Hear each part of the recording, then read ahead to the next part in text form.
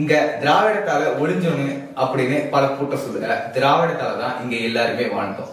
திராவிடம் மட்டும் இல்லைன்னா தமிழ்நாடு இவ்வளவு பெரிய வளர்ச்சியை அடைஞ்சிருக்காரு.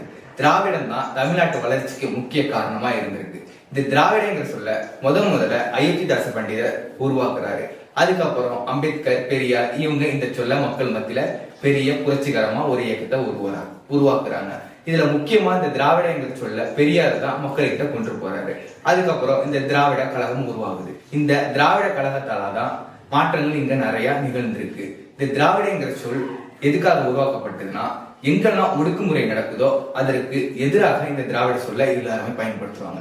இங்க இருந்துதான் இந்த திராவிடமே உருவாகுது. திராவிடத்தால வாழ்ந்தோன்னு சொல்றீங்க. அப்படி திராவிடம் உனக்கு என்னதான் செஞ்சது அப்படின்னு நீங்க ஒரு கேள்வி கேட்கலாம். திராவிடம் எனக்கு என்ன செஞ்சது, நமக்கு என்ன செஞ்சது அப்படின்னு நான் உங்களுக்கு சொல்றேன்.